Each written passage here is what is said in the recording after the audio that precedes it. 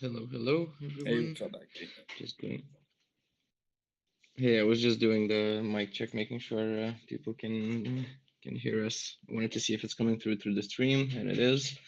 We got the stream up and running, so we're all set to go. Just waiting for a few more panelists to jump in here. We'll bring them up, and then Noah will take it away. We're gonna get a nice conversation going today. And we have these every Wednesday at 4 UTC, guys, and you'll see what it's all about in a second or two. We've been diving deep into AI, into gaming. We've talked a lot about Twitter and ChatGPT and possible integrations with crypto, and a lot of interesting things still out there for us to kind of dissect. So we're doing this one on AI and gaming, and basically what does the future look like. So it's going to be a super interesting one. So stick around.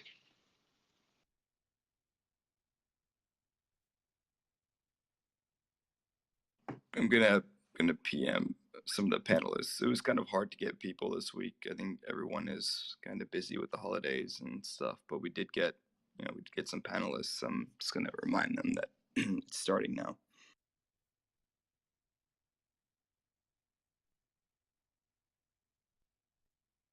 Yeah, it's that time of the year, between Christmas and New Year. Everybody's chilling. Everybody's probably at home with their families, trying to take a break from from everything happening in the world. It's not been a great year for us crypto folk. It's not been a great year for the global economy, for that matter. So yeah, but I'm seeing some good optimism,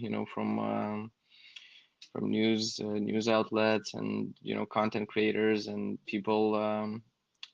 It's not the same as with the last bull cycles and bear cycles where everybody was quick to judge, saying crypto's dead and all of this. There still are those people around, but a lot more people are still here. And they're just pushing out content where they're showing the positive side as well. They're showing the builders, they're showing what's bullish about the new year, they're showing what's bullish about the technology, and just keep on keeping on. So I'm uh, I'm bullish myself, but I'm also a patient guy. So if you're into Web3, the future is bright for us. Yeah, I couldn't agree more. I think this time around it's a lot harder to make absolute statements like crypto's dead, although there are still the non-believers, man. So I try to just not make the same mistake twice, and by that I mean not let those voices get to my head, and stay on course, and keep the strategy the same, DCA into strong assets, and just kind of hold.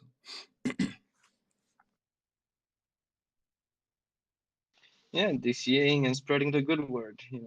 And that's why we do all these panels. That's why we put all these educational, AMAs up and all the content that we do for to make it easy for people to make better decisions, more informed decisions. Hopefully, they'll be more responsible with their assets, with their custody, with their lives. So, it's not easy. It's not simple to educate people, and a lot of people certainly don't want to hear it. But there are a lot of people that are younger now, or the new generations coming in that are super hungry, and they're not only excited about you know assets going up and all this kind of memery and this fan tokenry and all that, but they're actually interested in the fundamentals and how the technology works and how people can build on top of them, and they're certainly diving deeper. So that's what we like to see. People that are passionate, people that like to engage, and there's no better time than a bear market to kind of reach out to, I don't know, anything and anyone you want to talk to, because things are slowing down. They all these teams, they're still building, they're still out there, they're still doing a lot of press, a lot of releases, a lot of basically anything. So if you want to engage with them, if you want to engage with us, if you want to speak up, this is the time. It's easy to connect, and it's the best time to network and make some new friends for the coming bull markets.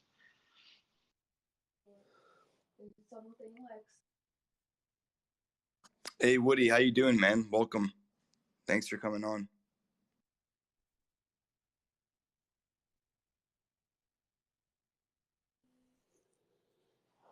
Hey guys, Pedro from Mousehorn here. Yeah, I just want to say that I agree with you Hey, guys. And like now's the time to get ready for when the bull comes, right? You want to study now. You want to know the good projects, the good people. You want to create relations and understand most that you can about what's going on and what will happen in the future, so that we're ready when the bull comes, right? We don't want to be caught unaware of what's good and what's bad when the time comes. So yeah, it's a very good time to study and read and talk to people.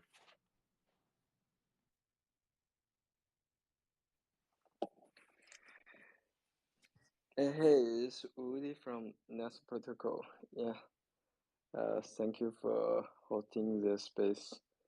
And yeah, it's true that at the end of year and under this market condition, I think I already discussed. Actually, we have a less discussion recently, and fewer and fewer people talking about the market and all the new tech here.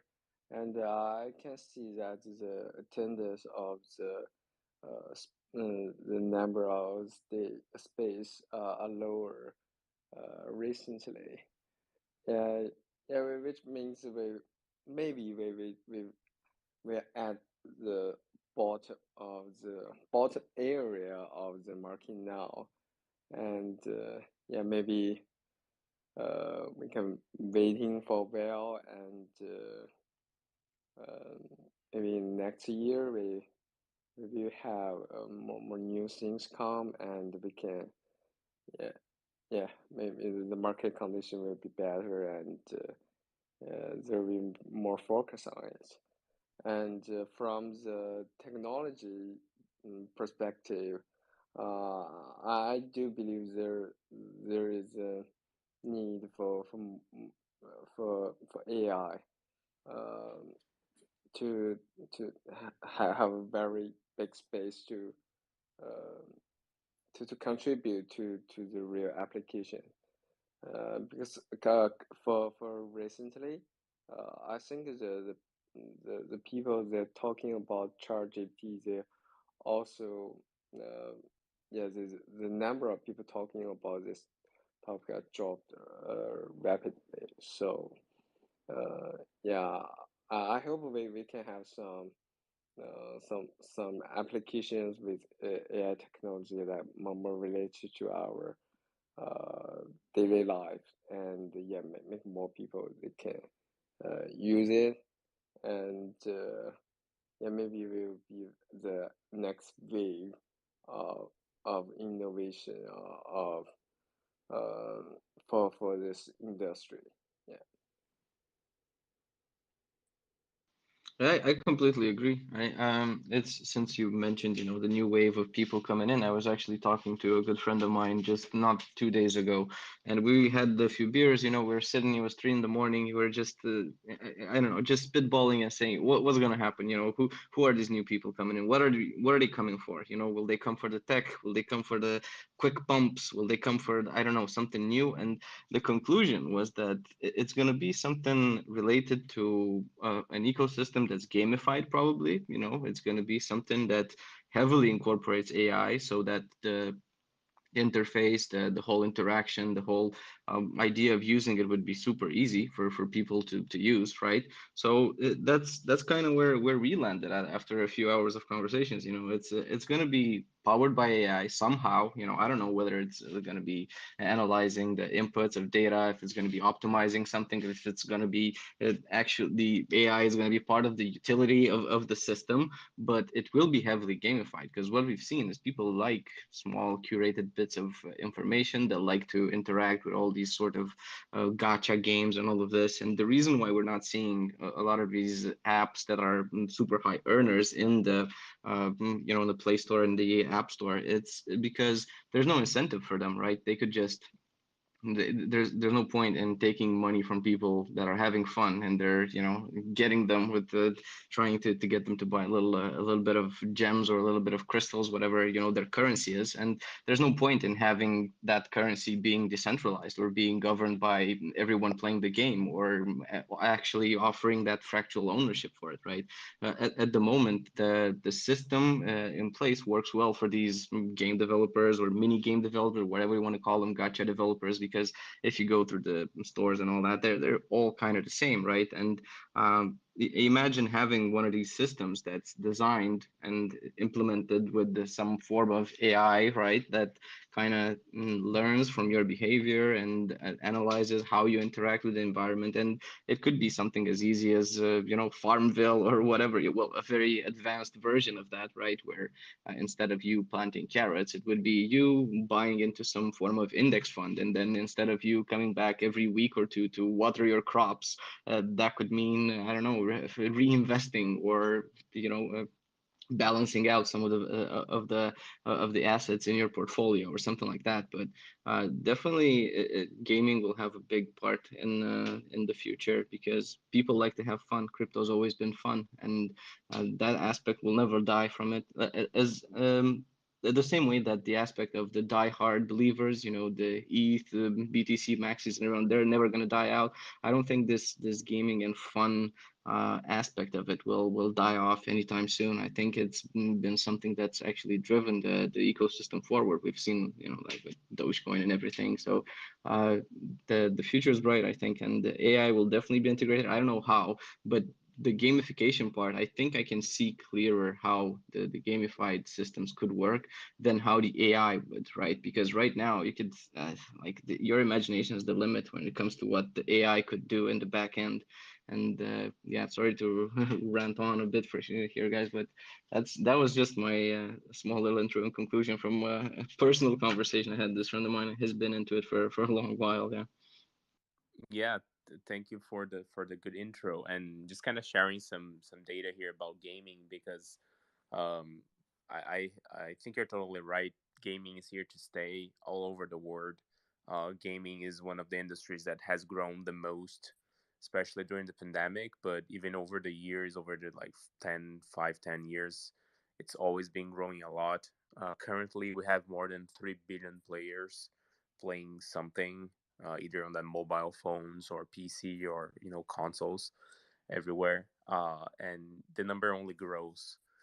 And that's a very very interesting trend, right? Like, if we take also all the money that gaming makes, the money that the industry moves, it's bigger than Hollywood, it's bigger than books, it's bigger than Netflix, it's bigger than every other media out there. So yeah, gaming is absolutely huge.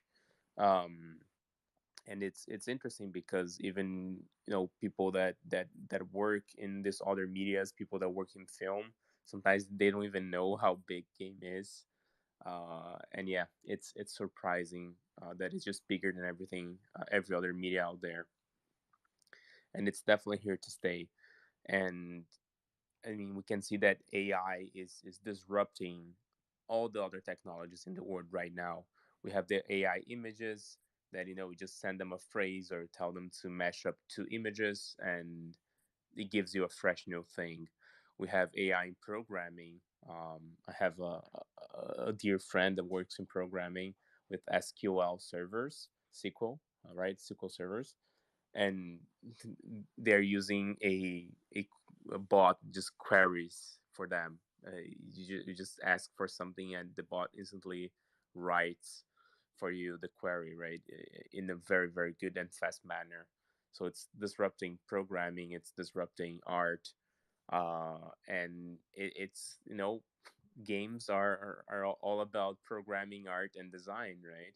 So I think it's right around the corner, and we're gonna be seeing things like uh, games that just grows into themselves, right?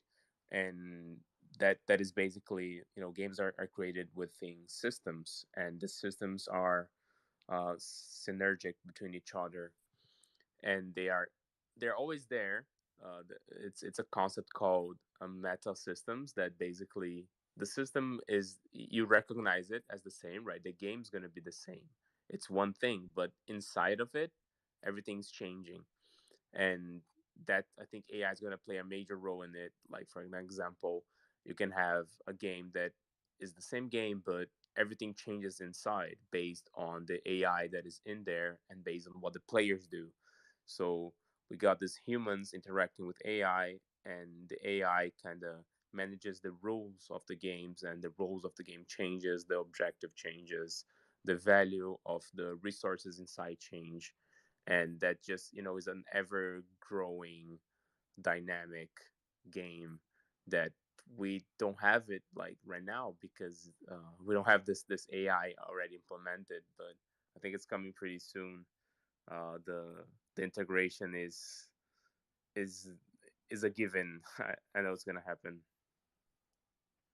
Yeah, so I mean, there are different ways that this is going to be used to build out games. Obviously, on the developer side, it can only serve to augment their creativity and help them design more robust code. That's one of the things I wanted to discuss. And by the way, one of our panelists couldn't make it. He's an expert on AI, but he had something come up, and so we're going to try to improvise as much as we can. But another, I think either Pedro or Woody have both brought this point up, but another way that I feel AI is going to make games feel more immersive is, especially in the MMO genre, is by taking these NPCs that are still very robot-like if you play an MMO, and making them much more humanistic, and making them behave in a much more nuanced way depending on how you interface with them as a character. So, as just building off what Pedro said, it'll make for a more tailored MMO experience. It'll make for a more tailored experience based on the individual players' personalities and decision-making styles. So that's one future example that I foresee making adventure games and MMO games like Knights of the Old Republic or World of Warcraft much more interesting to play. AI is using chess right now as well, and I don't think that like anyone can beat a a chess AI player just because of the number of moves it can think of in such a short amount of time versus a human. But it is a way that chess players polish their blade and get better at playing or mastering their craft.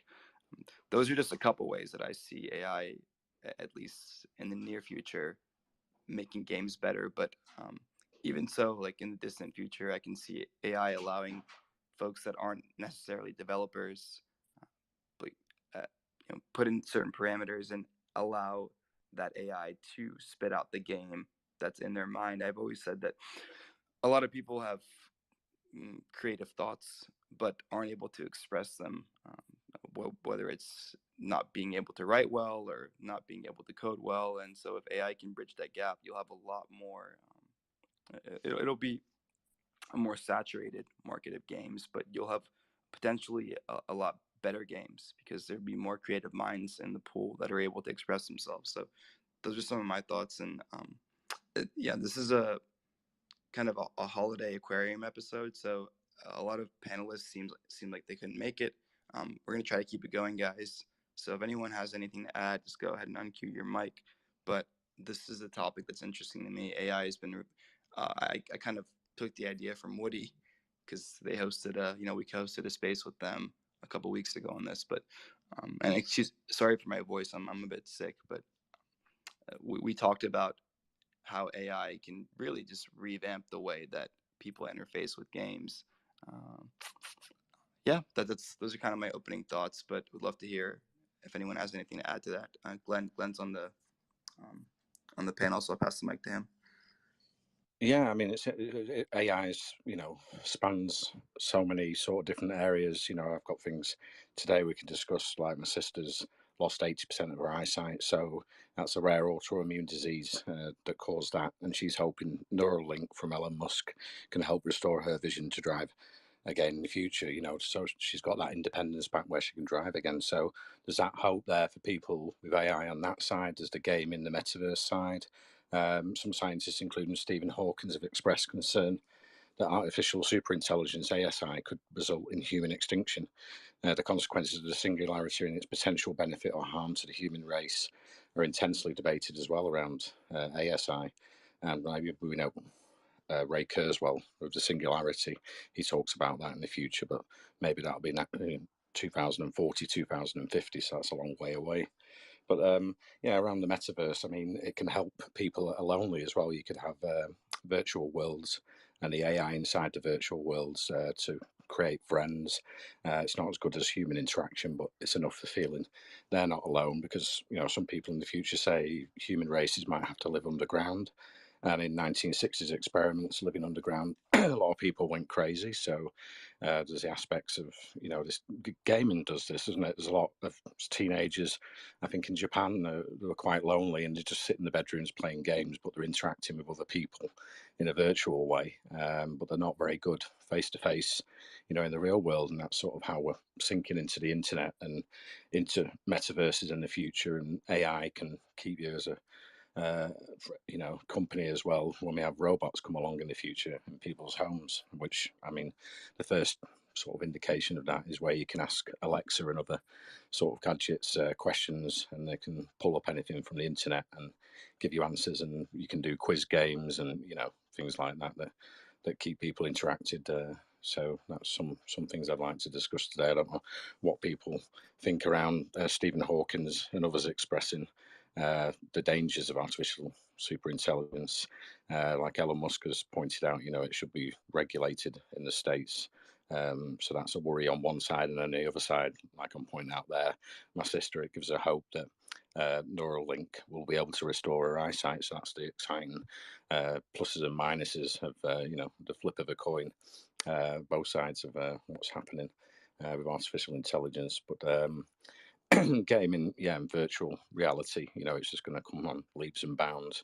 So you can be in a certain place or go on holiday for a VR headset and sitting on a beach, or, you know, exploring a forest or climbing a mountain. So there's all sorts that will come along in the future, you know, around that. And Ray Kurzweil is a really good example of all the books he's wrote about artificial intelligence and the singularity, and it extends into also, you know, life extension, because we've got quite a few guys, and I know I'm forgetting his name, but a few big crypto coders, you know, have invested in life extension, and AI is a part of that, where you'd become a superhuman. You could have better than 20/20 vision, is sort of Elon Musk's idea with the Neuralink in the future, where you could have super eyesight and maybe hearing and things like that. So it's, in a way, as you get older, you would still retain these sort of youthful, you know, senses, your six senses could be enhanced, and, you know, maybe it would be very expensive at first.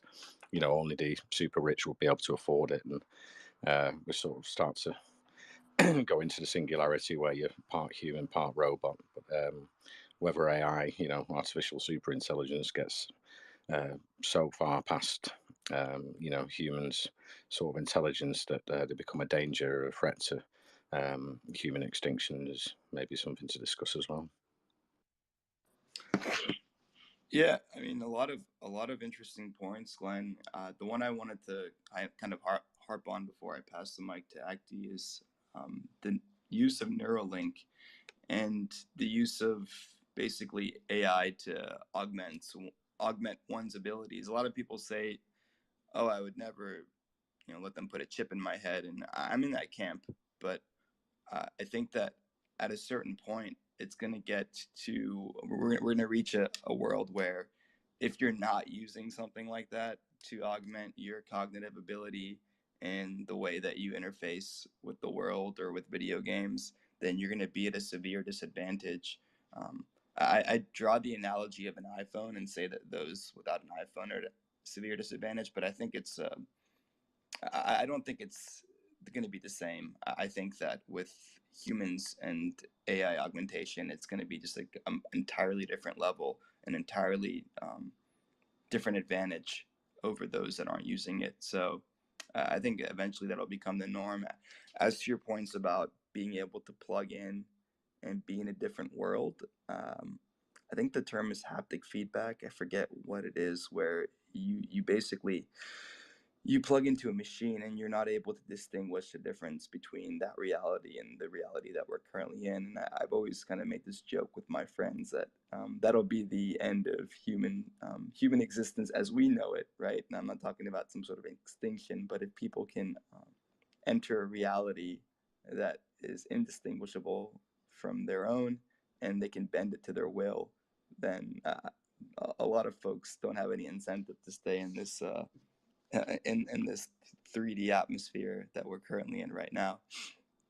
But I think we're a long ways away from that. But I do think that it is probably inevitable. And if anyone's seen Westworld, that it's a really fun sci-fi film where they use the mix of like AI and robotics. Acty, Mike's yours, man. Go for it. Yeah, I was gonna say people seem a little bit pessimistic, but I'm gonna blame the bear market for it because look, we've had these panels like on AI like 3 weeks in a row, and I just want to point out for people that haven't been listening that we're not usually all this doom and gloomy, right? Because we always talk about how we can actually use this AI to improve ourselves, right? It's not all about, oh, AI is gonna take over, AI is gonna do everything. Yeah, no, it's and Glenn brought up a good point about this kind of social anxiety kind of thing, right? And everybody is saying, oh, yeah, you can go into the metaverse, you can sit there with an AI friend. Well, yeah, sure, but what if that AI is built to help you, right? What if by interacting, by playing with that AI, you actually get incentivized to go outside or actually play with other people?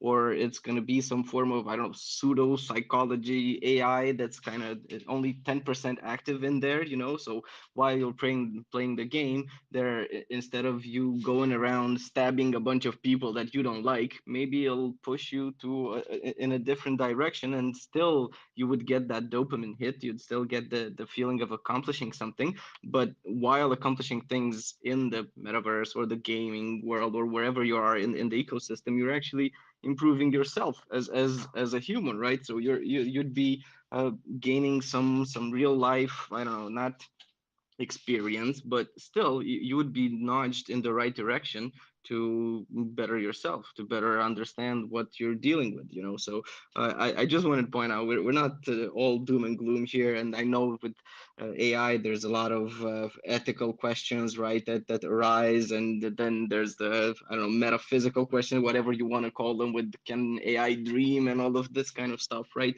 But I think if you take it a step at a time, and the way it's going to be built, like look at even ChatGPT, it's built to just help us, help us in a fast and easy way, and to be accessible for everyone. So for most people to assume, oh, we need regulation because it's going to be bad, the government is going to use it for this and that. Well, as long as it's open source, that's how all this ecosystem started. A bunch of builders, they wanted to create a decentralized system, right? That's how we got Bitcoin and everything, right?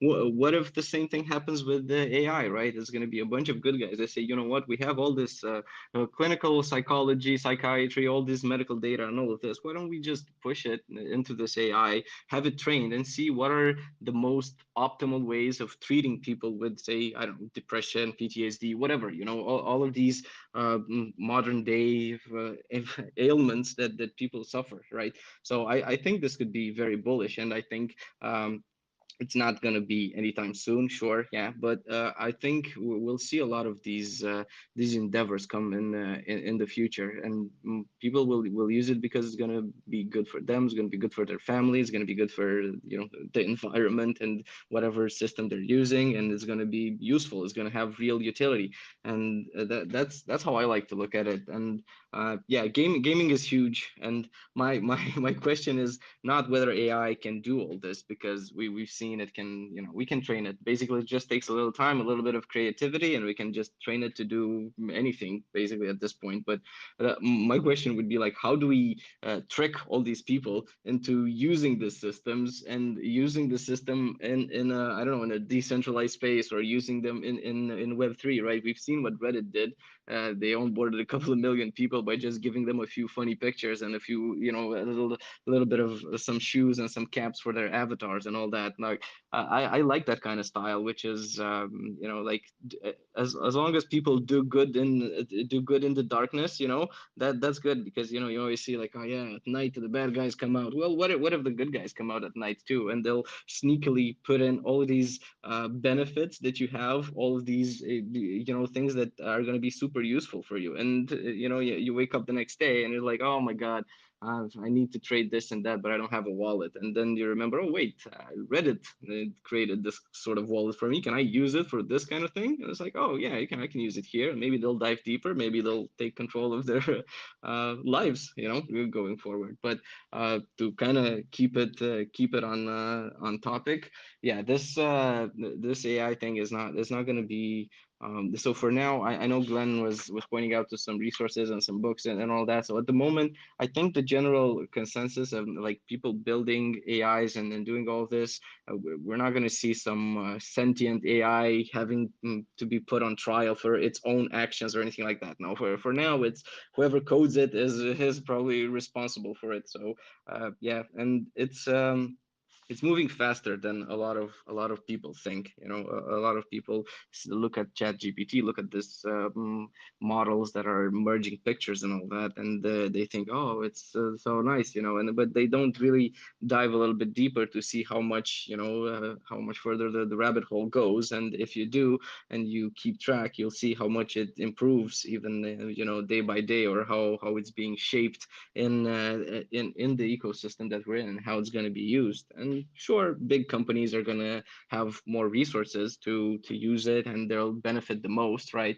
But at the same time, you get to experience its growth, and you get to see how it was first implemented, what people that are going to be using it for, and yeah, maybe in 20 years we'll all have this I don't know, magical thing on sort of like an Alexa kind of thing, right? That's already been trained to do everything. It's learned the purpose of humor and how to, I don't know, recognize fear and all of these things that we look at as completely human traits, right?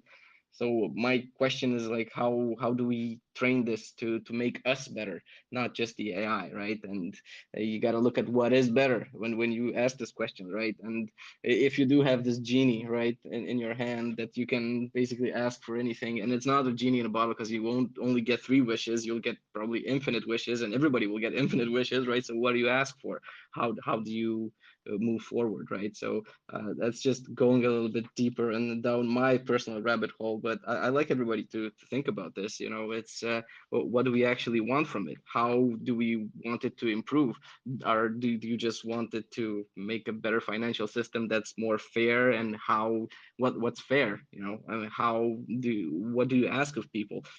Do you want it to build this universal basic income system and then apply it to some gaming mechanics and get everybody involved? Because we could probably train it to do that too. But is that the way to go? I don't know. That's why I'm patiently waiting for the builders to come up with some interesting solutions to see what's coming. And I think so far we've seen some really cool stuff. And in 2023 we're going to see some more, and in the coming years even more. And I mean, if you can't see it, it's staring us right in the face. Like a system like ChatGPT to be free and accessible for everyone, and it's easier than ever to build something that you want to build right now. So I encourage everyone to try it out. I encourage everyone to look around and see what other people are using it for, and dive a little deeper, and just keep an open mind. And don't I know, Glenn, I love you. I know you're a little bit doom and gloomy and all that, but try to keep it try to be optimistic about the future, right? Even if we are going to be living underground, I don't think we'll just be talking to the AIs, right? If the apocalypse comes, I think we'll be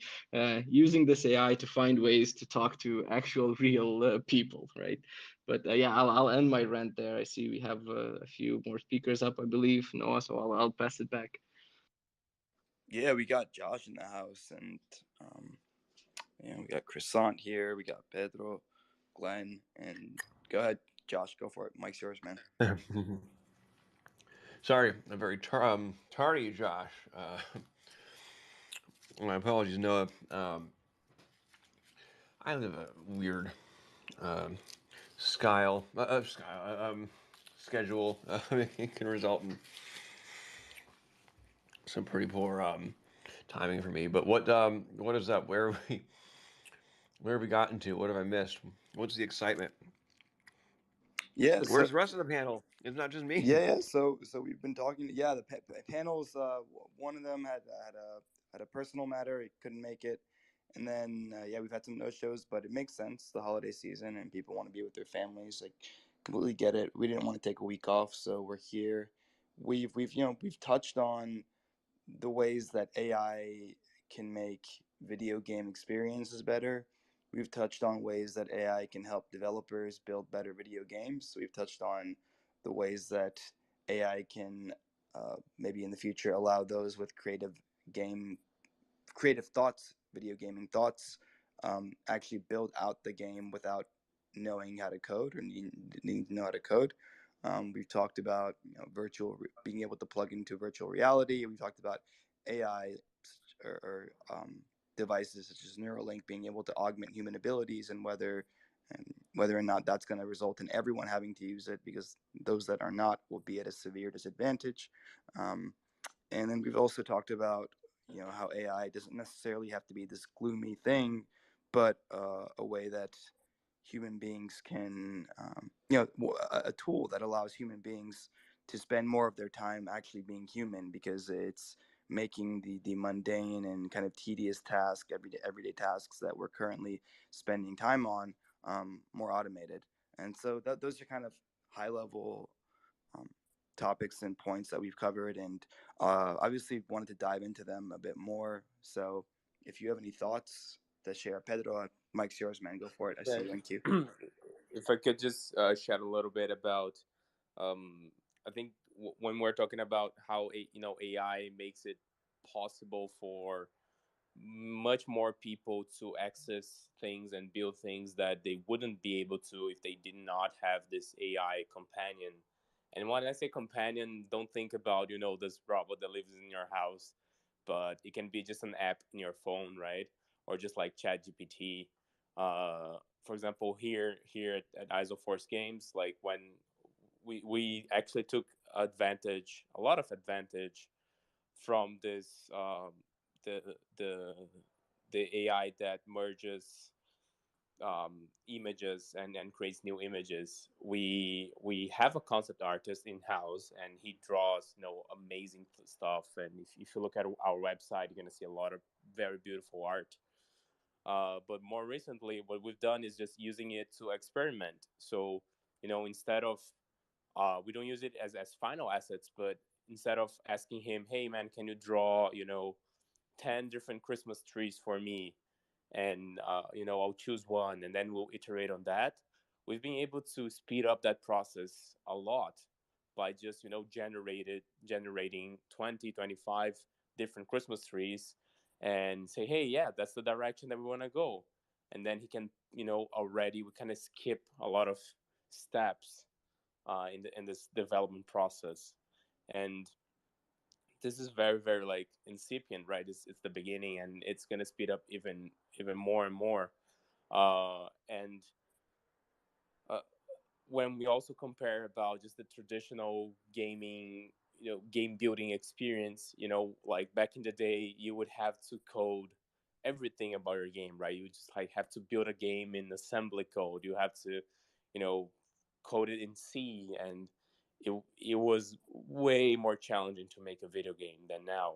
Right now, you can download Unity, download Unreal. Those are game engines for people that don't know. Basically, it's where you put everything, all the assets, all the animations, the code. You just build it and you just put it together. The engine kind of mix it all together, and then results in a game. You can download that in and like watch a couple YouTube tutorials, and you can have something moving on your screen. You can release a build and you can put it on Steam. Like it's very easy, the process, right? the call Oh, sorry, I just stepped on my dog toy. The quality isn't there yet, of course, because I mean it takes experience, but um, it's way easier than it was before. And with AI coming, that's you know it's already bringing solutions to art. It's, as I said earlier, is already bringing solutions to programming. So it's gonna get easier and easier and easier. And I think it's great to have this access for more people. I think it's a great evolution for the whole humanity, right? The more people that can become a builder, the more tools, right, we give to humans, the better and further we'll go and quicker. So as soon as this starts picking up speed, I think it's going to be an avalanche of new AI and new tools and new toys for all of us to play with.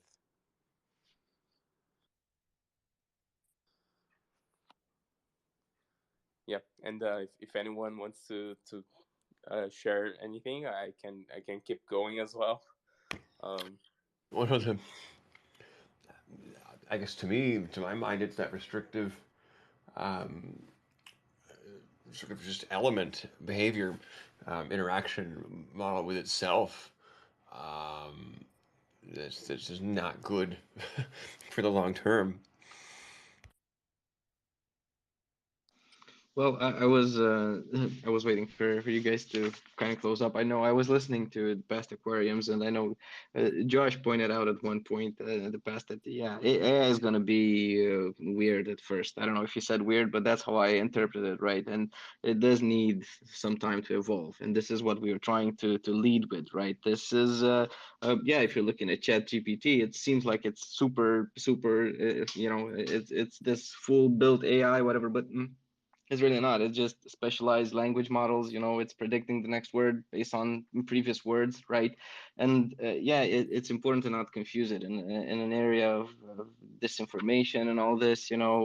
We got to look out for the negative effects, and that's why people want to see some guardrails in place, and they want to see how these tools can be used. And I believe we had somebody in the panel last week that was pointing out that even used this was particularly to ChatGPT and some other learning language models, right? Because you can use them as learning tools, but even if you use high specificity in your queries, you still have to go back and verify because the information is lacking some reliability, and that's not 100% of the time. But if you go too deep into your queries, you can probably break it, right? So I was saying earlier, we're not close to AI taking over and all of this, and I'm optimistic in a different way when it comes to that, right? Because there's and even because I was talking about it as a tool, right? If you use it as a learning tool, there's a difference between writing an essay, right, and understanding a mathematical model, right? So when you're being taught something, when you're learning something, there's a difference there. And how much knowledge do you gain, by just using this automated tools to automate some of the things that we had to go through to basically just learn. There's a certain value in learning how things actually work, because you could love I don't know what Tom Sawyer, but you're not gonna I mean you can get a sum up of it, and you can say you read the book, but you're not gonna understand why people love Mark Twain or why people love certain authors and whatnot. It's not as easy as just summing up one of their books and then oh yeah, I got the knowledge now and I'm better. Well, yeah, maybe, but not completely, I would say, right? So right now it's basically what the AI is doing. It's sort of amplifying your own thought process, and then when I say your own, it's whoever's using its thought process, right? That's why yeah, a lot of people are still looking at liability and all of this, and how to drive it forward and how to make this work for everyone, not just for a few of us, right? But I think we're on the right track, because people, you were talking earlier, about art and how it can influence those markets, faster than others. And um, but I'll leave it at that, because I have some really cool insight about AI and art from that my wife shared with me last time, and maybe I'll bring it up if people wanna talk more about that. But yeah, definitely a lot of room to grow for AI, and just what I'm doing is I'm paying attention to what people are building with it at the moment and how they're using it. And what I love most is the fact that everyone that's doing this, they're not putting a price tag on it, right? So maybe there's a better version that they're using that they're gonna, I don't know, gonna upsell to some of their clients. But for the most part, I see all of these systems just being open and allowing everyone to interact with them, because it's my understanding that the more we understand, we work with it, the more it understands what we need, and it brings us better answers to our queries, better, it creates better art for us, and all the good stuff, right? So the dream is like a fully automated utopia. Don't get me wrong, but it's there's a long way to get there, I feel. So the question is, how many people are there out there that have the same creative vision as Mark Twain, or kind of the same creative capacity, but aren't able to express themselves on paper the way that, yeah, the same way. So that's go ahead, Croissant. Well, actually, just to touch on that, you just reminded me of something. I was talking with a writer the other day, or actually, well, a better way to put it would be not a writer the other day. She wanted to write her autobiography, and she sat down to write it a number of times and continues getting writer's block. And she's just like, I would write something, and then I would go back and I would read it, and it was terrible. No one would want to read this. It was just not well written, because she's not really a writer. And so I made the suggestion to her that, something very common is to have a ghostwriter. So she writes her story, and then someone goes back through and rewrites it for her.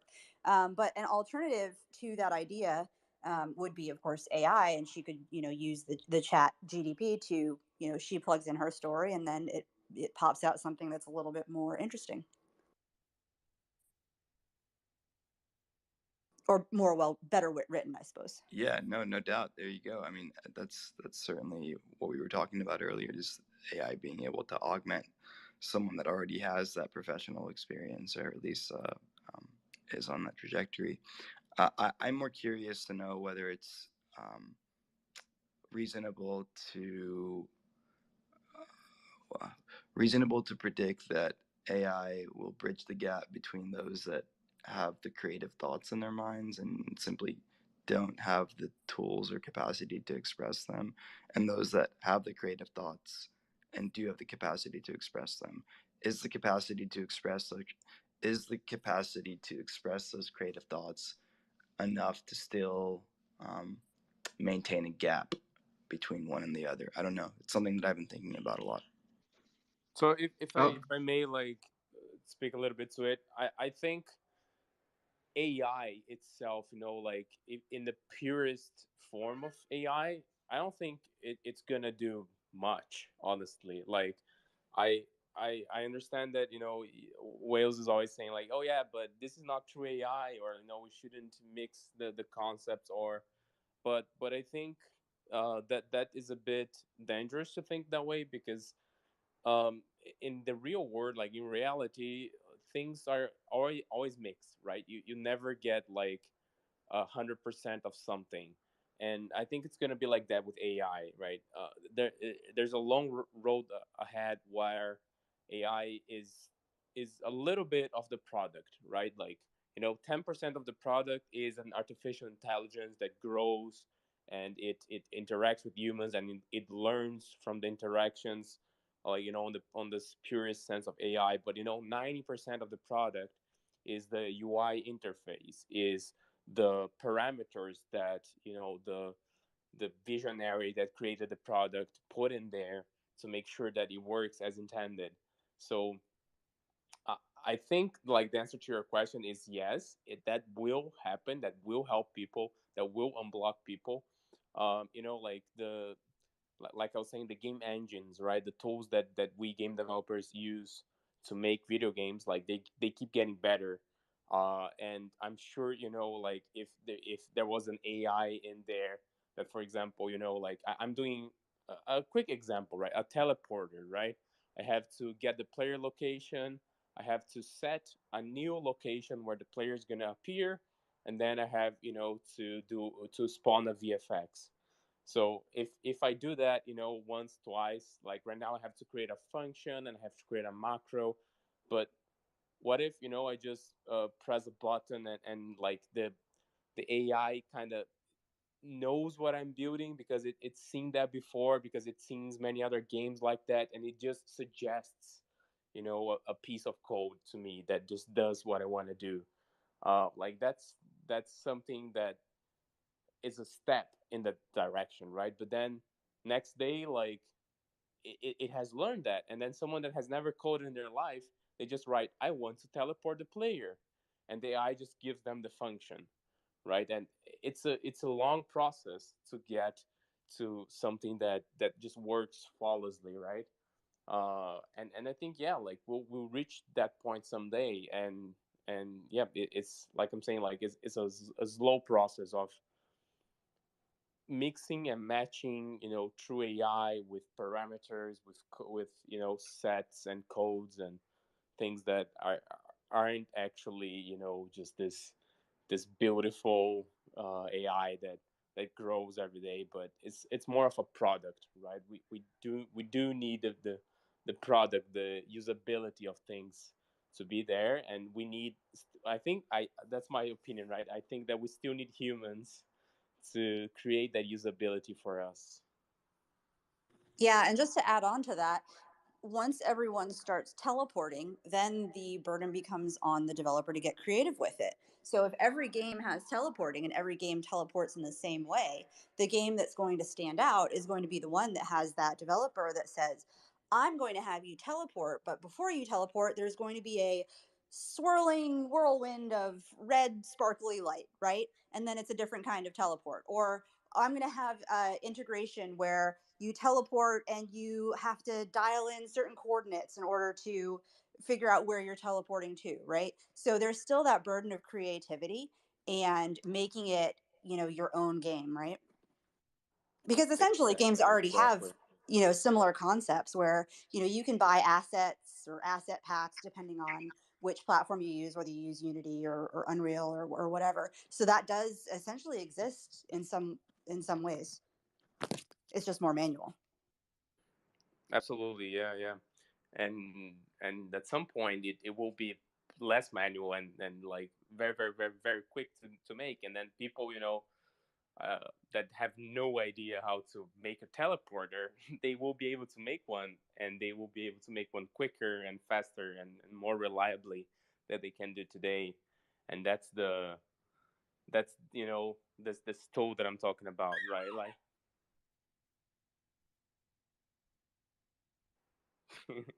Oh so man, you and that dog toy. I'm walking in circles here. I cannot stand still. Go ahead, Acti. Yeah, I was listening, and it's super exciting. But I was just gonna go back to your point about that gap. If the gap is still gonna be there, and I think it's still gonna be there because what AI is doing is just democratizing a lot of things. We were talking about art earlier, right? So artists will just be used for custom experiences. Like think of it like as a tailor, right? If you want to go to your I don't know, niece's quinceañera or whatever, you need a nice suit. You're not going to go to a tailor. You're going to go buy mass market, right? And if you want something super special for your wedding or I don't know something, then you go to a really nice tailor, and he's super high end and he's super highly specialized. And the same thing will happen with a lot of these industries, including the art industry, right? And for art, I think it's great because it'll be this high-end product like it's always been meant to be, right? So I see all these people saying, oh, is AI art created real, or is it, well, beauty's in the eye of the beholder, and some people love code. So I don't know what the discussion there is about, right? But just going back to the point, a lot of industries will see this, and the gap will still be there because some people will embrace these new tools, because it's just a fancy paintbrush, a very, very, very advanced fancy paintbrush, but you still need somebody to wield it to make those things go, move in a nice way or interact with the system in a nice way or provide a curated experience in a nice way. And I think this will just happen with across multiple industries, and some people will embrace it and will see the utility of it. They'll see they can streamline some of their work. They can see they can do some, I don't know, quick debugging, quick whatever, and helping them out. And others will see it as no, it's not, it's not reliable 100%. It's not this and that. And yeah, the gap will still be there. Some people just care more than others. No, that's just the way I see it. And AI, and whether it's going to be heavily integrated with this gaming and gamification of everything, where you're drawing something now, it's super eye candy and super nice, and you'll have this cute AI assistant recommending all of this. And like one of the previous panelists was saying, sure, I'll write my story, I'll have the AI then rewrite it in Mark Twain's voice, right? And then I'll have it rewrite it in Obama's voice to see what that comes out as, and maybe people will like it, right? But still, there's that level of creativity that's not the same for everyone. So the more creative people are, the more they'll be able to use this. I feel. Josh, you had quite a lucrative career in the traditional Web2 gaming industry, and I'm curious to know what are some ways that AI is currently being utilized or experimented with, rather, in different genres of video games.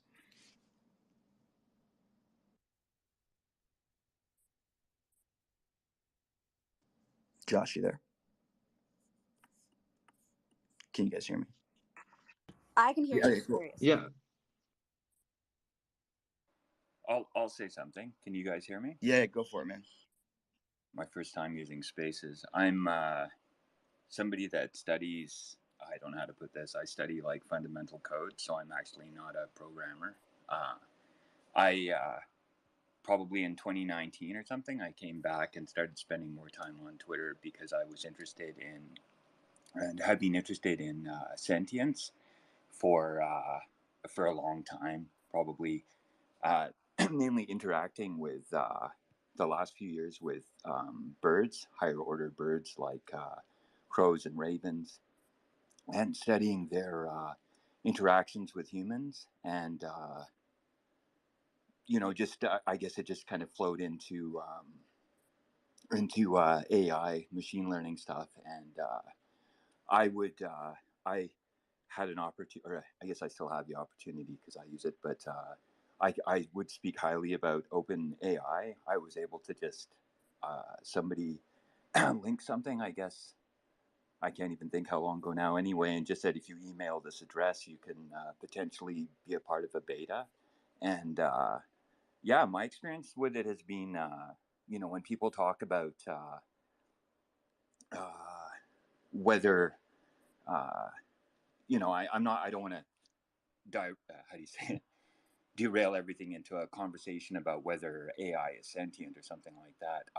I would bring up one point along those lines, though, is that in as somebody that tries to even now understand sentience and sentience, I suppose at the moment in higher order things. So when we try to apply understanding or whether an AI or a machine learning algorithm can understand something, we apply our own understanding of ourself.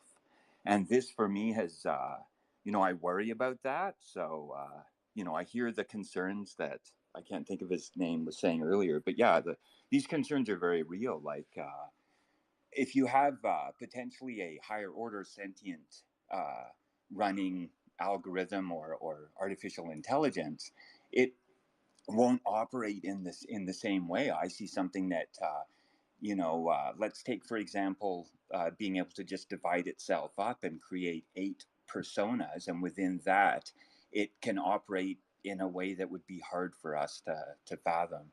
How can I lead this into gaming? I'm a big gamer myself, and have been for years. I see lots of really positive things, and I personally believe that AI and gaming is a way for us to move into the future in a proactive way where more people are able to live better, more intrinsic lives. Can you guys still hear me? Yeah, absolutely. Okay, I better stop before I go off on a rant. But yeah, I just wanted to at least Yeah. add something that's not. I hear a lot of people going on about code and stuff like that. I suppose I'm probably also would consider myself an artist. I've been an artist since I was a kid, and definitely the spiritual stuff. Somebody that I've heard lots of different things about the AIs being able to paint and stuff, and I suppose at the end of the day, it still excites me. As an artist, I see uh, it's not going to help me potentially at all. But if you're an artist, you also realize that very few artists make it, and I think that a bunch of people that are jumping on top of the let's give shit to the people that are doing that type of programming. They're missing some of the points. If you really follow artists like, let me think, Andy Warhol did lots of repetitive type shit that you could say he didn't paint a picture when you get into screen printing. So, I mean, art is very subjective, like somebody already said here. And, I personally think that at the end of the day, it'll be a positive. And I'll just end on the note. Yesterday, I was because it's a big thing, like what's going to happen to us as whatever. So artists are like complaining that, a bunch of programmers are taking their jobs away or something. And I just sit here and go, well, the programmers are taking their own jobs away because the AI can basically already program. So there's a big joke going on. And, I ask, I asked one of the AIs yesterday about what it will mean for us. And really, it just, you were touching on this anyway. It's about being intuitive. It's about there's something that even potentially in the future we will continue to offer artificial intelligence. So I don't actually see us disappearing. I see us at the very least being a huge novelty factor in there. If they, I think that they lack how you were saying about the instances. It's like once everybody's worked out the code for it, and then everybody can just drop this code to create these instances. Somebody else has got to come along and intuitively work out where what will come next. It won't be an instance; it'll be a whatever portal, and so in that sense, I do see a lot of hope and a lot of really exciting things coming, and I would temper that with what Glenn was saying about like there's some really serious risks associated with this, including probably what's gone on for the last couple of years to do with the manipulation of the media and the consequences of that. Yeah, Dartmouth. Thanks. I'm interested as well with the AI, becoming sentient. And there was the Google engineer who was sacked, saying that, that Google had a AI that he believed, was sentient. So I'm interested in your thoughts on what sort of timeline, if it's possible, when AI would become sentient, and whether you agree or disagree with the Google engineer who seemed to have been maybe conned into believing the AI he was talking to was sentient, or in fact has been achieved or will be in the near or long-term future. Hey, by the way, Yeah, I mean, we have so many great speakers and points being made about these topics. I think that one of the things about this idea in particular is that it's this sort of like iterative evolutionary process where then like there's more of these things being made, which are then in turn creating more like either like validators or invalidators like me on the process, which is like just another generation of this cycle, which if you think about it as a giant neural net, like a giant brain that is learning, that's how we learn. I mean, that's how brains iterate. Yeah, I mean, the latest supercomputers that America and China have got more neurons than the trillions of neurons a human brain has. So it's already sort of surpassed the neurons, but obviously not necessarily sentient, but is surpassing the sort of the most intelligent humans we have on the planet, and what they can do with that. I mean, we've had Cure Token, going back into sort of scientific things. We've had Cure Token AMAs many times at WellCoin Talk, and we discussed AI and the advancement of cancer treatments. I mean, they can look at thousands a day, whereas that would take scientists years. COVID was actually created, the vaccine, with artificial intelligence, so that's how it was speeded up, so the scientists could find a vaccine quicker that way. So AI is sort of, and then we've got like I mentioned before, Elon Musk around. He wants restrictions in place, and wants legislation put in place to protect humans from artificial intelligence. But will artificial intelligence just speed up, and how slow governments work? So as one door closes, another door opens for ASI, which is artificial super intelligence that could come in the future, but who knows? But I mean, Google's very secretive about their AI, and I'm sure Apple is building on that, and Facebook and social media want AI, and you've got Elon Musk neural link, so everyone's sort of pushing in that direction, but whether legislation can keep up with the advancements of AI, and AI starts to do sort of bad things in the future, or it can be controlled by humans, where it can just be switched off if there's any sort of harm that can happen in the future.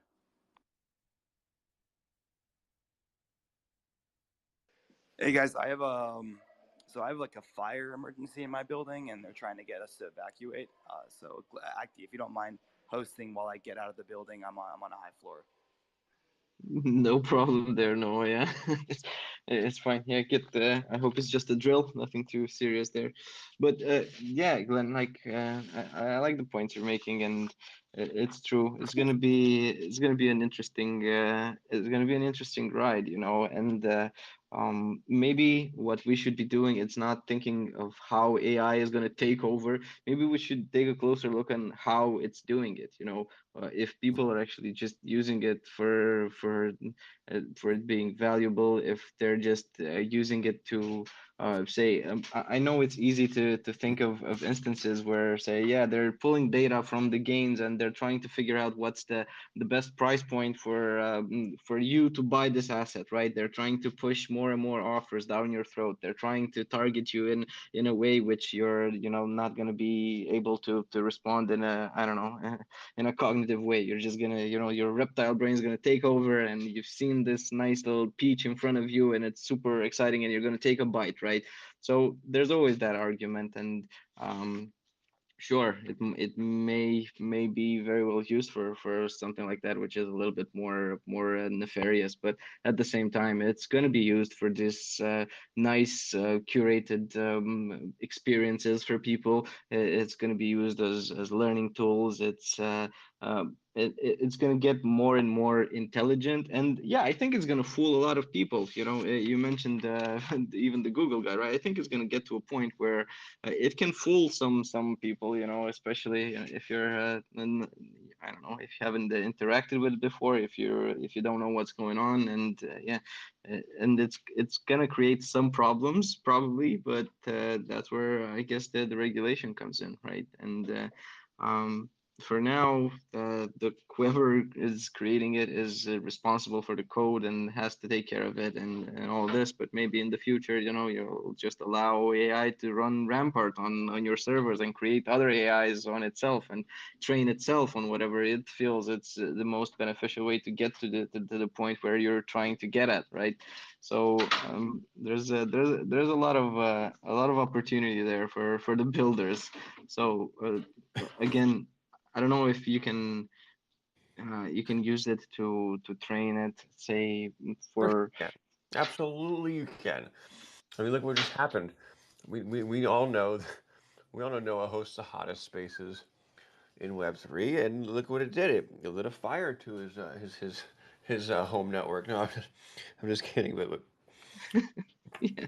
but obviously this is like the I joke, but it's like that is What we're doing is we're just training this. We're creating this like recognizable pattern much, and it's very shorter timeline it takes to recognize it, and for all we know, like that process is actually what's creating the short circuit, the shorter generations of these evolutions. Yeah, Oh yeah, hey House, guys, go for it. Yeah, I see I you gotta unqueued. go.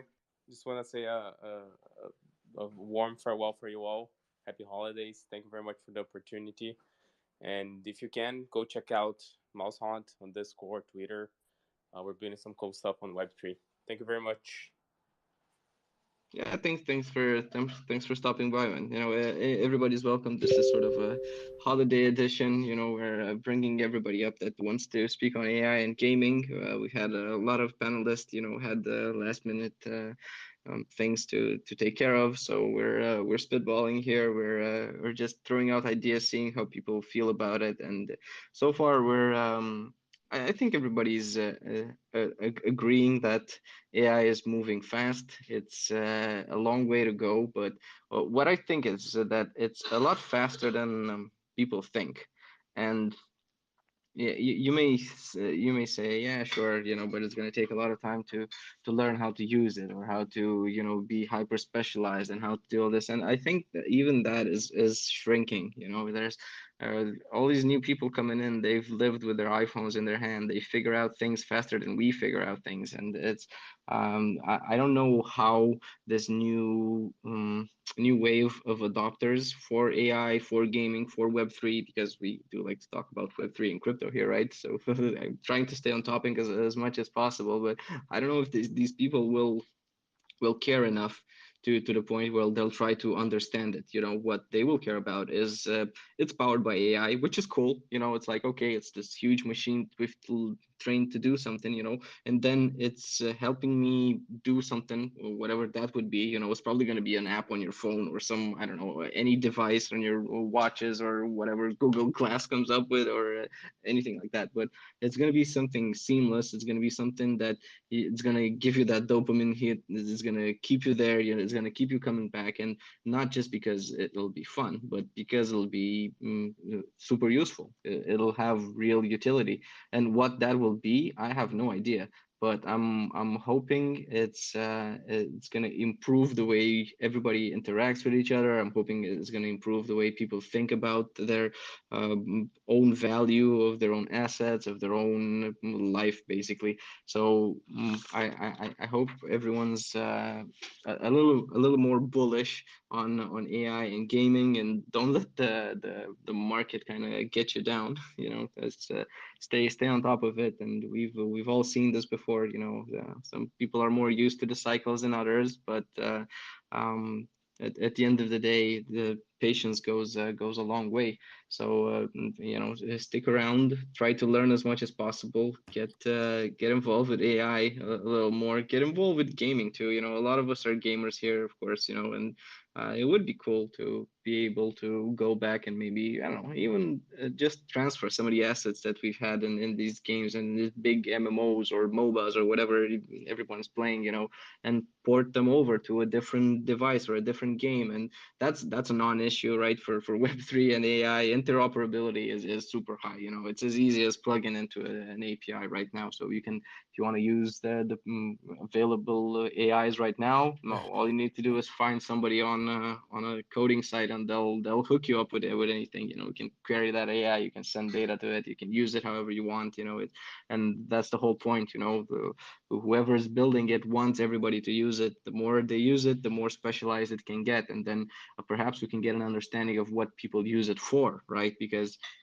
I haven't looked at the statistics. I don't know if ChatGPT actually put out statistics on what sort of the general topics or the general niches that people use the AI for. You know, I can probably speculate that it's a lot of I don't know, copywriting or helping people in this kind of writing industry, and content creators that need like quick sum ups or quick lists and all of this. But it could be a lot deeper than that. You know, it could be that people don't use it majority, like as a majority for this, that they actually use it just for fun. And maybe 90% using the AI is just talking to it, trying to break it. I haven't seen any statistics on what people are doing with it. I've seen some cool examples though, what people are trying to do and how they're trying to trick it.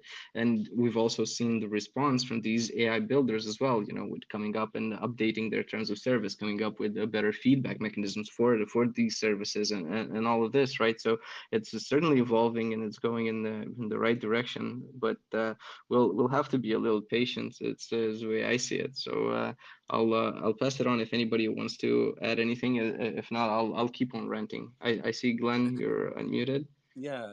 I mean, it's interesting where we're going. I mean, it's a bit like gaming. If you think back to what Noah was saying about sci-fi movies, we had Total Recall, and and that was where you could buy a package holiday for a couple of weeks. Whether that comes in the future through gaming, you can buy a package to be an assassin in a virtual world, but it would be just as real as if you were dreaming. When we're dreaming, we don't know it's not real. If it's a happy experience, it's fine, and if it's a nightmare you can't get out of, and then you wake up and go, oh, it was a dream, and so in the future you'll be able to buy this through artificial intelligence where you won't know the real world from the virtual world, and you can buy packages to say go to Greece for 2 weeks on a beach, but you just led in a chair and they strap you in like Total Recall. But his sort of holiday went pear-shaped, and he was being hunted as a spy and things like that. So it was that was really cool. And then you've got the Matrix, obviously, where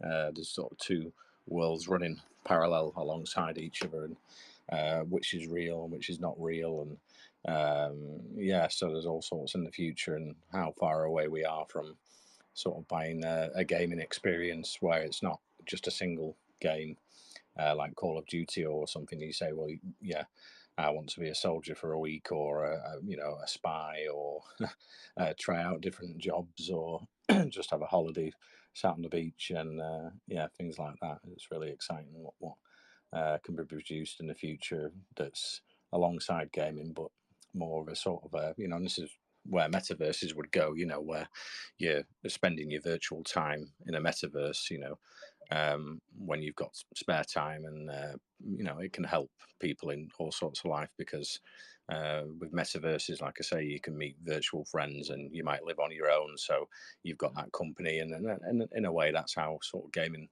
works as well. It's either super exciting and addictive, or you just build up a friendship, and before you know it, 5-10 years have gone, in World of Warcraft, and you build up all these friends, and and building up things. But I'm really excited to see where AI takes us in the future, and you can get sort of glimpses of it where inventions were talked about in sci-fi books, and then they become reality in the future. And like I say, Ray Kurzweil, he's got some great books on singularity. I think someone mentioned before, bringing up things like that around what Ray Kurzweil's been writing about this since the 80s. So we've come a long way. I think Noah mentioned earlier as well with smartphones, how it's sort of a necessity nowadays, and there's still, I think, 15% of people in the UK alone have not got a smartphone, so they're being kept out of out of modern society, and you might have to apply for jobs through your phone, and use it for all sorts of things, and just that Google search where some people have never had the option of that. You've got a library in your pocket, it's there, and in the future it will be maybe built into your actual body. You'll have chips in your body, and I've seen scientists, they have chips in their hand, and it opens and closes the laboratory doors, things like that. That's sort of the basics. And in the future, robotics in the home, and where that can take us. Elon says he's very worried about there's not enough people being born in the world to look after people who are retiring and need caring and help. So in the future, sort of robots could help along them lines as well, where they can cook and clean and look after people. If we've got aging populations, especially in the Western world. We have, I'm so glad with everything that you just said. You touched on a couple points that I really wanted to bring up. So just on the end point of having the the robots cleaning and stuff like that, we actually have, I think, a lot of early examples of all of this that people maybe don't even realize are out there, right? So there's the little Roombas that, they run around, or the ice scubas, they vacuum or they mop the floors kind of thing. There's, multiple different robots that are being developed for cleaning in particular. I love that you just said that. I think those are super cool. But in terms of, in the gaming sector, I was so glad that you brought that up too, Glenn.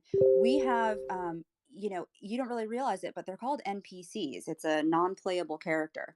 And it's, whenever you enter a game and you aren't playing with another person, you're playing with a computer. That's essentially what it is. That's an AI bot. That's an early, version of it. But I think, over time, and especially as the technology improves itself, with chat GDP in particular, for example, you hop into a game right now, your AI bot is programmed to say, a certain number of things, right? It has X number of phrases that it'll use in, certain circumstances. Whereas if, we had integrated chat GDP tech with it, it would be able to have more of a conversation where you would get that friendly conversation, type of environment. And I think that, those are going to continue to grow and develop. So right now we're seeing the NPCs, they're programmed typically as an opponent within a game where, you need, you go into a first person shooter game, you need someone to shoot, right? Or you play a board game. If you play, whatever it is, you download the Risk board game app, you need to be able to play against someone, right?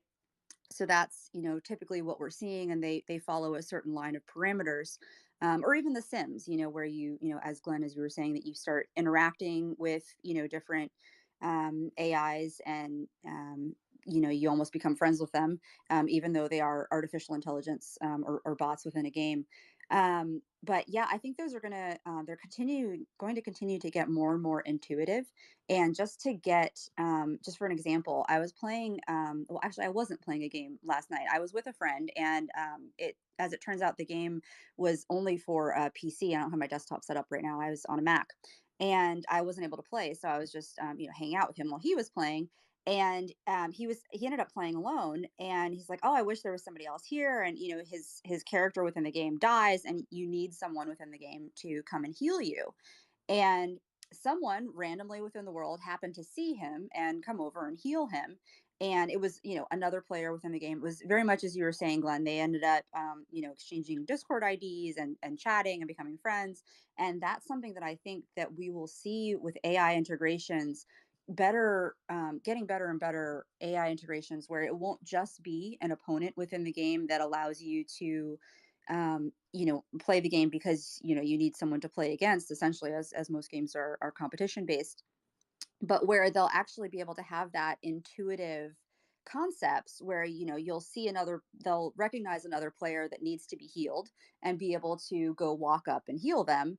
And then, follow it up with, friendly conversation, run through the game together, like, oh, you need like sort of a buddy to play with, because this is, a game that's more fun with friends, maybe not dependent on having a friend or a player in the game, but something like that. So I think, yeah, there's a lot of really early examples of all of this AI that we maybe don't even realize.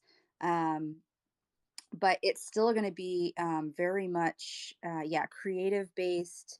That, that's more so what we're going to see this next stage of early development, where chat GDP is a lot more creative.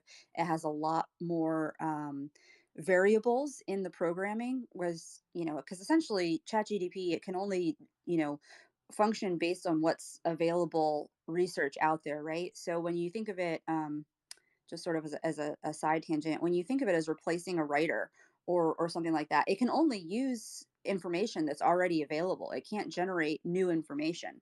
So it will never be able to,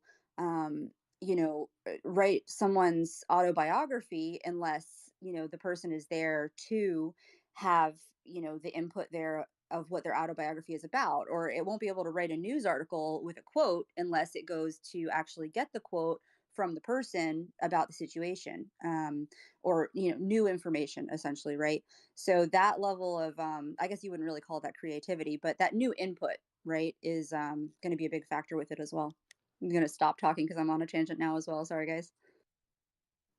No, I love that, Prasant. I loved it because you touched on one of the things we were talking about earlier, and I completely agree. Because curated content is going to be big, right? And yeah, it's going to be awesome to talk to an NPC, and it would seem more real and all of this. And it was last week or the week before, we had a gentleman on that gave us his personal account where he used this AI to just generate a story for his kid to kind of get him to settle down at the dentist. And he just told the AI, yeah, this is my kid's name. I want the story about the little boy that does this and that and whatever, right?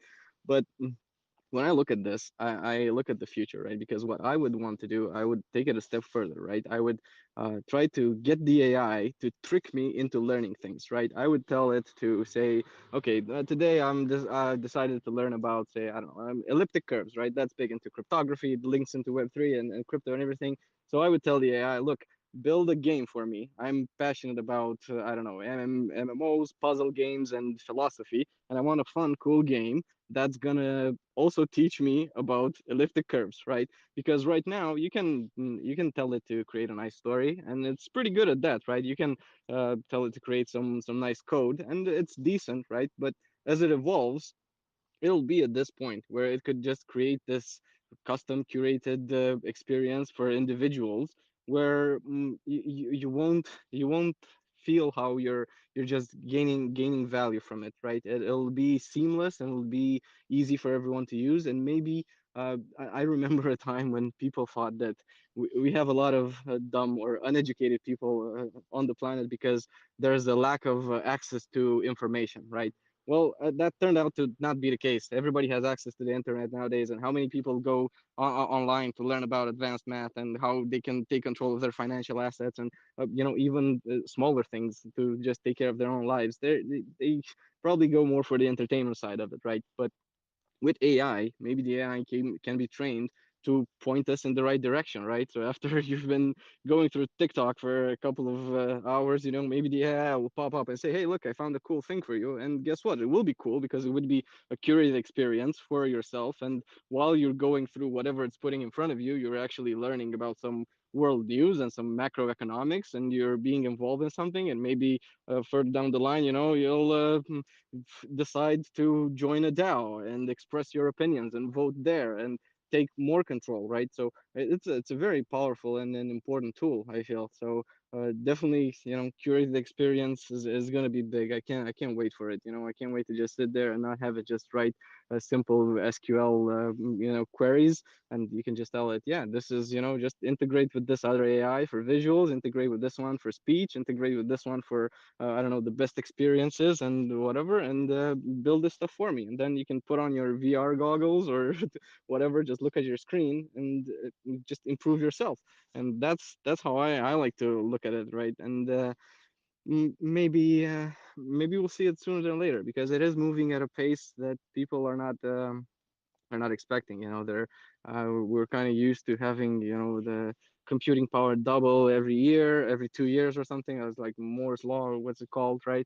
And now maybe we'll see the same thing with the AI. It's going to get more powerful, and maybe it's not going to be every 2 years. Maybe it's going to be every 6 months.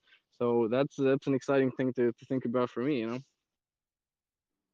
Well, Krasson brought up some great things there. I mean, I'm old school 48, so I don't really play much gaming anymore. So it's advancing a lot quicker than I see. I don't really have time to play games, but yeah, where it's going and heading in the future is really exciting.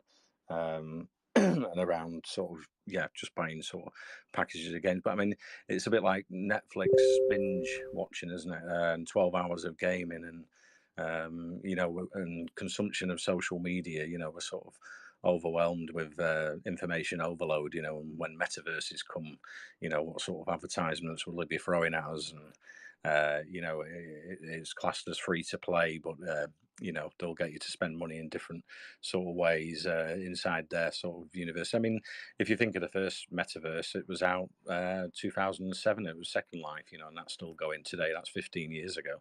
And people make money in that game. It's linked to the dollar.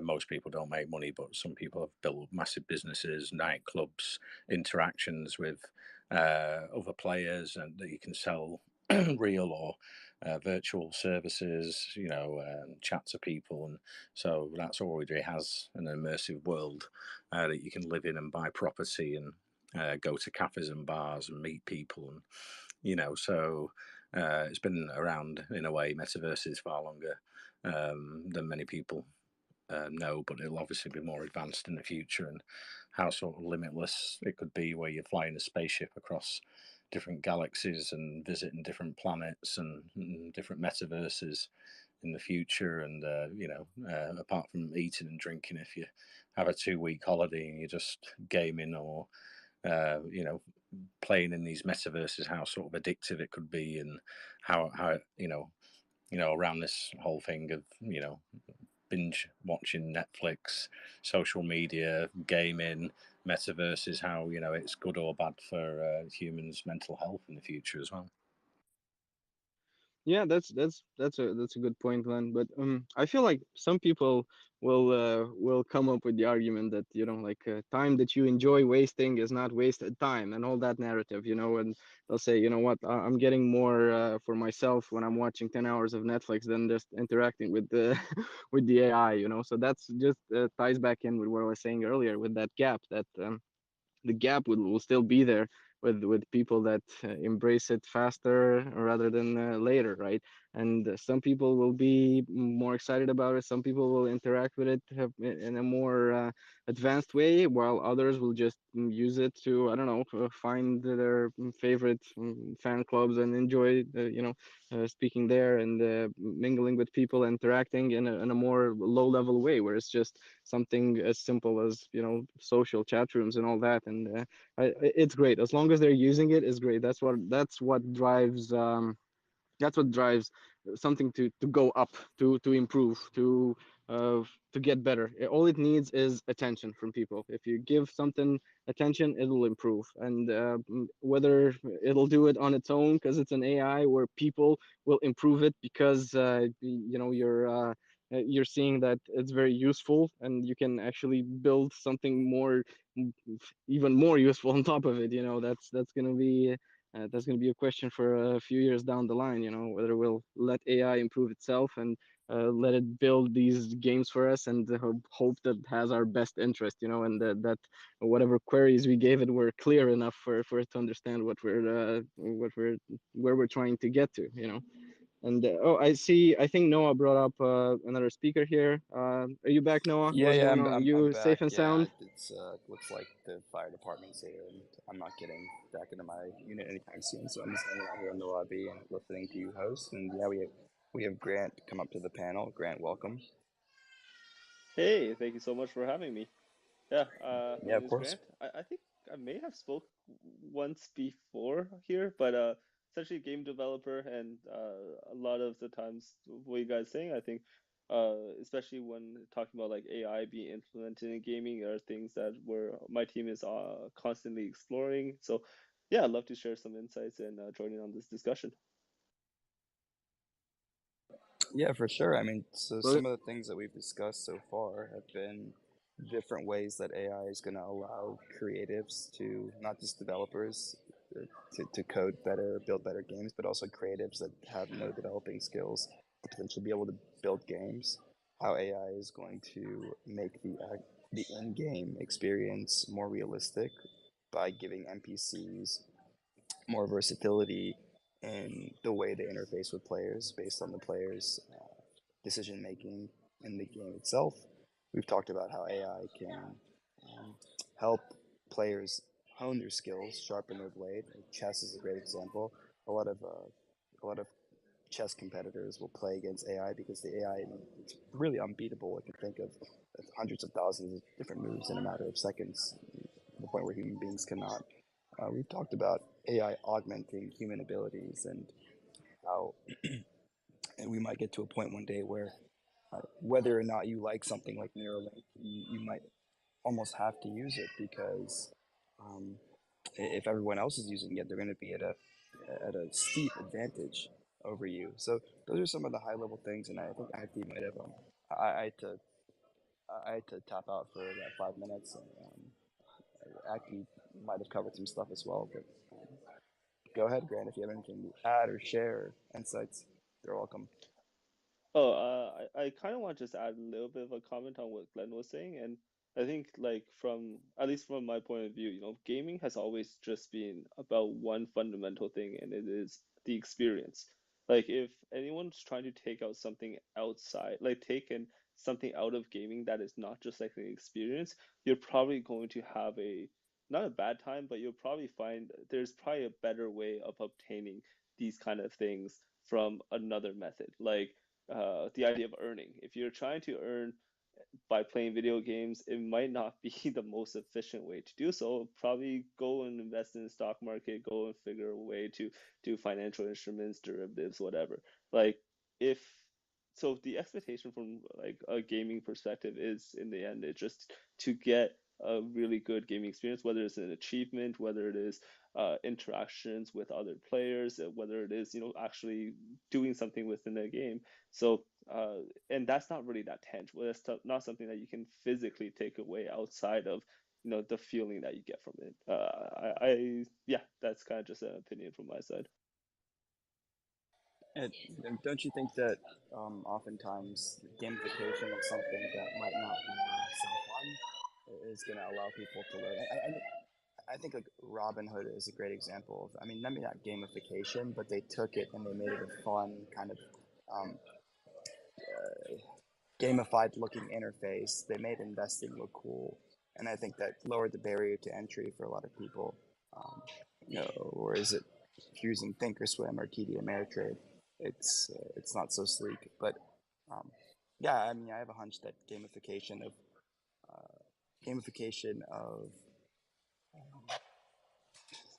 something. God, I'm sorry. I'm lots happening around me. But the gamification of stuff that might not be so interesting or might be a bit tedious to learn could help lower the barrier of entry to a lot of people.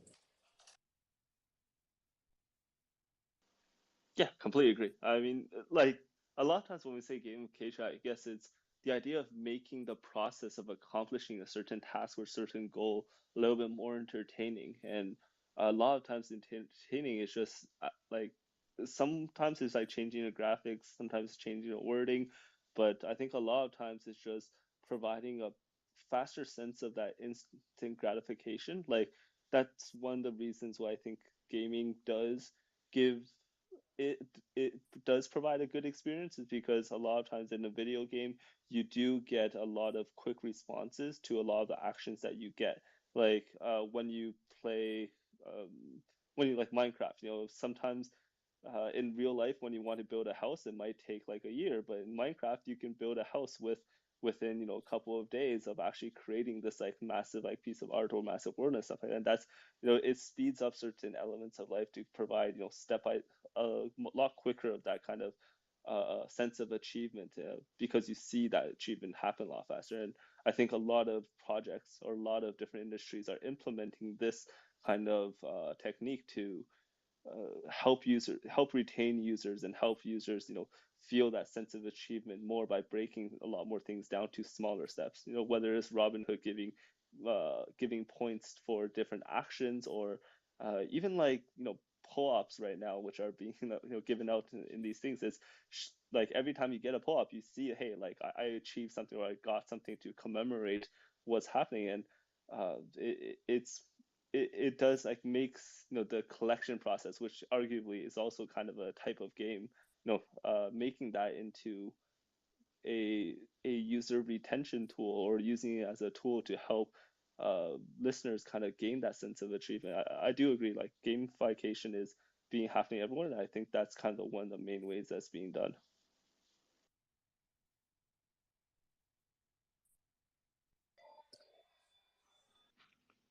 Just to quickly jump in here, like Grant, you mentioned you have some experience with the AI and you're looking at gaming as well, and so I was curious, like from your own personal experience, what's been some milestones that made you go, oh, this is cool, when it comes to AI or the integration of AI with gaming, how what's something that got you excited about it? Actually, I think it was just covered really well. I think the idea of getting more interactive NPCs is one of the most exciting things about it. It's making a game, so it's like, yes, game is about experience, and then making each experience much more customized for each person that plays the game, so that each person can experience each game in a much more suitable, much more enjoyable way for themselves. We've tried a couple of things on my side, so my team right now is making an MMORPG. The MMORPG we've taken, I don't want to go too much into it, but essentially we tried, we failed. It's really difficult to make a NPC truly fully customizable and full freedom to actually interact with users, because in the end, one is going to just end up destroying a lot of different elements inside the game. But second, it's that it requires a level of, I think, tech and level of I say tech that like my team either doesn't have access to, or just overall we're not there yet. But we are using a lot of machine learning both inside the game, but also in like the marketing of our games. So when you were saying creatives, actually, the first thing I thought of was marketing. How do we do our marketing to attract more users, and what kind of like assets or what kind of visual creatives do users respond better to? And this might be, so a lot of game developers probably would like know what I'm talking about, but essentially we make this list of like about 5,000 different images, and 5,000 different images, we put like about 2,000 tags on each image, and each of these tags are like talking about, represent different elements of the image. Like, is it using a boy character or a girl character, or gender character? Is it using this color or this color? Is it using this wording or this wording? And then based on these 2,000 tags and 5,000 different like images, we put them all out there and see which one responds better to what type of audience. And that is so much data, so much complexity that there's no way like a human is able to actually analyze it. We use machine learning, and a machine learning looks through all the data, figures out what's the best type of creative that attracts the type of users that we want, and then we use that to make more creatives to attract more users like that to our game. So in marketing, like, machine learning is basically already widely adopted for most gaming projects, and especially the biggest gaming companies that are doing like ad buys themselves. This is that there is always like a huge department just dedicated to like business intelligence and AI design. Yeah, that sounds super interesting, and this is what one of our previous panelists was saying, that what it's good at right now, what it's very good at, is just sorting through a lot of data and sorting through it very well, right? And this was just going back to how you would ask it questions, right? Whether it would be if you're looking for a factual answer, or if you're looking for a more open-end answer, like a finding out question, right? So it's really interesting to think about how it'll evolve to really give you this not curated experience just by you having to sit back there and analyze all the inputs, but it would already have a knowledge base, right? So kind of like its own personality, and then be able to offer these curated experiences. So that's something super exciting to think about for me. Yeah. Yeah, I mean, like, I feel like this kind of just turned into like my TED talk. I'm so sorry, but like the guy beside me right now, Josh, he straight up worked on two of the biggest, probably also best companies when it comes to using, I think, AI in terms of advancement. Like, he worked with Call of Duty and on, League of Legends. Both of these projects, I think, are, in terms of the gaming industry, have some of the most advanced ideas and best ideas in terms of how AI can be implemented. So love to kind of hear what he thinks.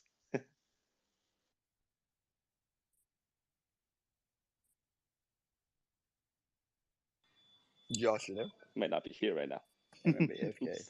So Grant, you said you guys failed. What were some of the key learning lessons you took? I mean, I think hats off to anyone that legitimately attempts to build an MMORPG, which is my favorite genre of video game. It's also the most difficult to build.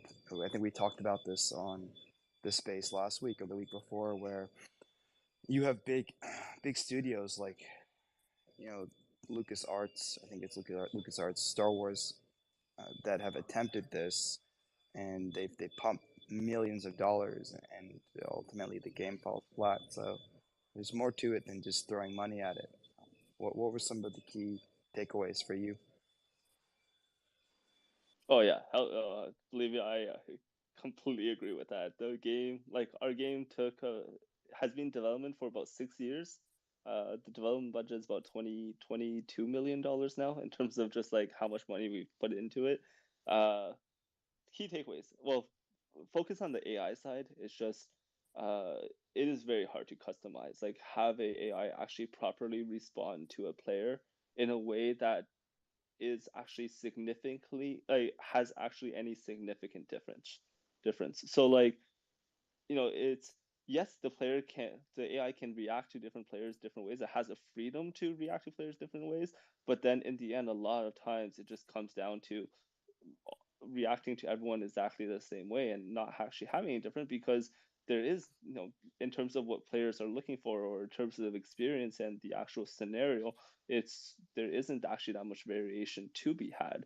And so like that's, I think, one of the areas fade. So to actually implement the code and actually be able to develop the code to enable like an NPC to have complete freedom, and then actually having it to have enough impact to be justified, that was something that we found to be very difficult. Like that balance was sounds very difficult because essentially there wasn't actually enough impact for us to justify the amount of investment that we estimated needed to be put in to actually allow this to happen. Yeah, that makes sense. And so what are your next steps, right? Are you guys going to attempt this again?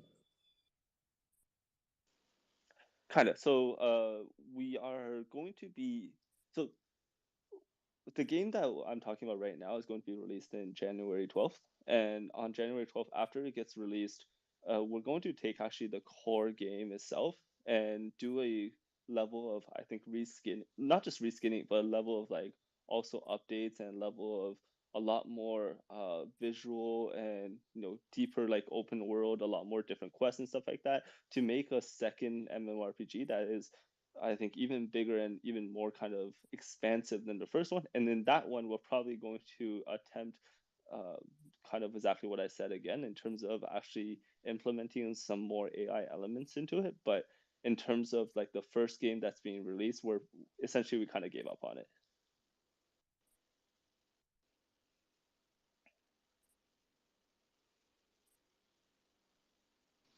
Right on. I think Sorry. Noah's a little Yeah, busy no. there with the fire department and I everything. cut out there. But Grant, another like last question for you is, when you're building out the MMO, what are some MMOs that you're taking inspiration from, and more specifically, what what elements of those MMOs interest you the most? So the game that I'm talking about, the first thing is the team behind it, like not just me, the team behind it actually comes from an MMO development background. They actually released a first game called A Chinese Ghost Story, which reached about 20 million gamers in that game, but mostly in Asia. And then the development team actually has members from World of Warcraft, from Maple Story, so Nexon, and then I believe they also have two guys from the Lineage team, but that I'm not actually too sure about. But in terms of inspiration wise, I would say World of Warcraft obviously is definitely number one. It's one of the I think most expensive and the most customized experience for users, and that is essentially what MMOs are supposed to do. So I think that is definitely one of the ones that we definitely aspire to uh, not become, but that element of customized experiences is something that we definitely try to learn from. Maple Story was another one, just because everyone from my team loved playing Maple Story, and the idea of keeping things simple. So a lot of the mechanics in Maple Story was very simple. It was 2D. And they didn't need to make anything super complex to, but the meta game was designed so well and so deep that the game just became such a high quality and one of the most popular MMOs of all time. So find that balance between like creating a deep meta game system and keeping the core gameplay a little bit more simple. That's also another area that we took a lot of inspiration from. That's awesome, man. Yeah, those are some juggernauts and legends. I remember, a lot of people don't remember Maple Story, but Maple Story was actually a solid game, underrated for sure. Acti, did you want to give some closing statements before we wrap things up here? Well, yeah, I guess one of the things that I just wanted to point out at the end here is that we're seeing a lot of these AIs, being put forward, and I encourage everyone to just use them. And again, we had someone in the past come up and say, "Why do you think that these first AIs that are open to the public and they encourage everyone to use are relating to, communication and this kind of soft skills, And I think the answer to that question is that those are some of the more basic skills that anybody can pick up on, and that can be super useful, right? Like communication skills. Well, you talk to people regardless of what you're doing. Even if you're writing code, you still have to talk to your supervisor, or So whatever it is you do in your daily life, this kind of AI tools that have been put forward so far are great for improving that. So if only that, then it's great. But I think we have a bright future ahead of us, and remember that it is a tool, and there's a lot of ethical questions around it, and all of this, and how people will use it, and whether it should be regulated and all that. And we'll see the answers to those questions unfold in the coming years. But yeah, keep in mind that it is a great tool, and all that matters is how you personally use it. And if you use it to learn about more machine learning and help improve the AI, great. If you just use it to code and use it to that extent, excellent. And if you're just using it to sum up some books to, I don't know, seem a little smarter to your friends, then more power to you. As long as you're using the tool that we're all trying to build, and as long as it's fun, I think the gamify element is already in it, because if it's fun, it's sort of like a game, right? So it blurs a little bit the lines there. So that's all I had to say. It's a great tool. I'm looking forward to the future. I think it looks great for AI and for gaming. Hey guys, that was kind of a three-part episode, or rather three-part series we did on AI. We did ChatGPT 1 and 2 the last couple of weeks, and then we thought we would get, and we touched on gaming in those episodes, but we wanted to kind of dive a bit deeper into how AI can really change the way that not just games are built, but games are played, and the way that games respond to humans when they're playing them. So I think we were able to unwrap a lot and definitely dive into each one of these components. Several of our panelists couldn't make it, and it's unfortunate because they are, one of them or a couple of them are experts in AI. However, it's been a great three-part series. I think we're going to take a break from AI next week. I haven't decided on the topic yet, but I've learned a lot. I honestly didn't know nearly as much about AI and the ways that it's going to change our lives. Or rather, I knew about AI at a surface level, but never actually sat down and thought about it deeply. And so I hope that other people were able to walk away from these conversations with, at the very least, something they can discuss at the dinner table, some knowledge they can drop on their families over the holidays. And I hope you all had a happy Kwanzaa, Merry Christmas, Happy Hanukkah, Happy Holidays, whatever you guys celebrate. I hope you have a great New Year, and I wish you guys all the best in 2023. And that's when we'll see you next. So for now, my name is Noah, signing out. Take care. Bye bye.